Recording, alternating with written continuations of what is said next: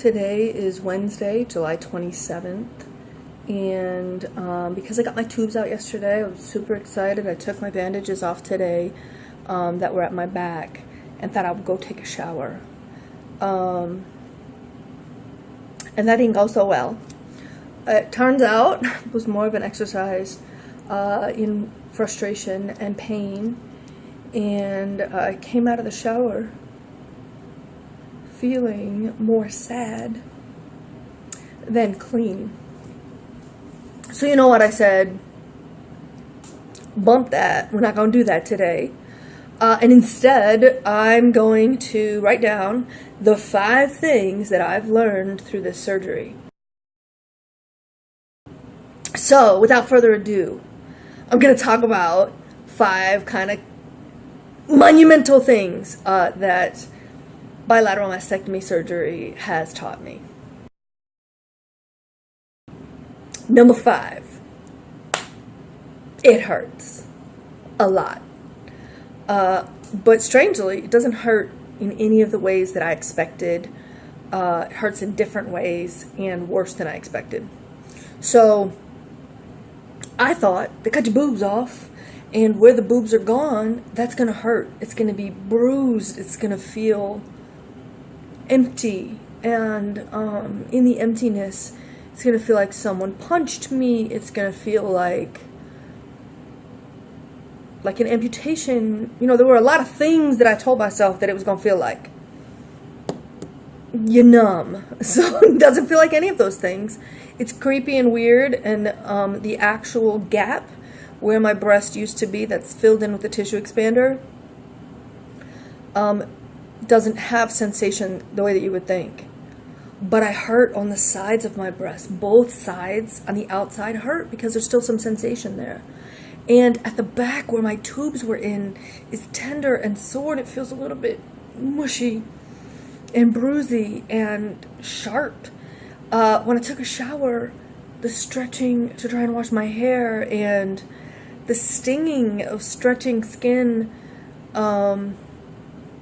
that's been covered in bandages, for almost 2 weeks. That skin kind of ripped a little bit and was it stung really bad in the shower. So, number 5, it hurts. But in a different way than you would think. Number 4, the drugs are a good thing. Drugs are your friend. Now, I'm not talking about recreational illegal drugs. Don't use this little YouTube video as an excuse for you to go out and have a good time. That's on y'all. Take responsibility for your shit. But prescribed drugs that the doctor gives you, he gives them to you for a reason. I would say take up to what they say. So I had 1 to 2 pills every X amount of hours, depending on pain. Take up to that amount, depending on what you need. I am absolutely a fan of not feeling pain. And I would say that prior to this, I was the kind of patient that you go in to the doctor and he gives you pain meds, and I'm like, I'm stronger than that. I can handle this pain. It's not that big a deal. I'm going to be all right. Independent woman, super powerful. I got this.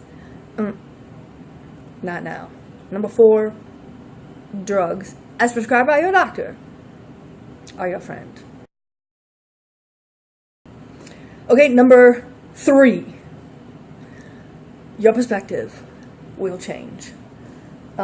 So when I first had the surgery and I first woke up, and I first saw what was left, including what they put in, I was sad and grossed out a little bit and disappointed. I don't know what I thought. I guess I thought that because it was going to be immediate reconstruction, it was going to look a little better. But, even looking back now, as you can see, it still affects me the same way. But over the past 10 days, it's actually sort of changed to where yesterday I was making jokes in the doctor's office about when they pumped me up, I was going through puberty in 5 minutes. My body is funny to me now. It's creepy, but not sad as much. I find myself shifting over time to find a new perspective that feels more comfortable. And I don't feel like I put like, some Spock skills to it or something. I really feel like the mind is just resilient, and your mind just gradually over time, it changes to something that is more comfortable to live with. And so I'm really grateful for that. This brings me to one perspective that has changed that I think is hilarious. And that is, back on video 15, I was like, let's get real. This is just like any other surgery. Carpal tunnel surgery, hip replacement. And then on 18, when I was first waking up, Talia and Nicole were making fun of me, like, because I said something when I was coming out of anesthesia about, this was like regular surgery. Wincing, pain, can't move, left breast couldn't even really, yeah. So I would say not like any other surgery. It really is not at all the same as, hey, got my ACL torn, same thing. Open heart surgery, same thing. So that perspective has definitely changed, but I will say that I stand by the idea that we should be able to talk about it. You want to ask me, you gonna have your boobs cut off? What size are you going to go with afterwards? How are they going to rebuild you? Where's the scars going to be? What are you thinking about? Are they going to be able to save your nipples? I do still think communication matters, and I do still think we should talk. But I do think that over time, our perspectives on many things change, including my perspective on that. So number 3, your perspective will change. Number 2, help is needed. It's required. Ask for it. And this one for me is really hard. I have a hard time asking for help, but there is no way I could have gotten through this without it. And the kinds of things that you're going to need help on, or that any one of us needs help on during this time, are things that are easy for other people. Cooking meals for me, Talia leaving behind those meals before she left, needed that. I really needed that. A ride to the doctor's appointment, definitely needed that.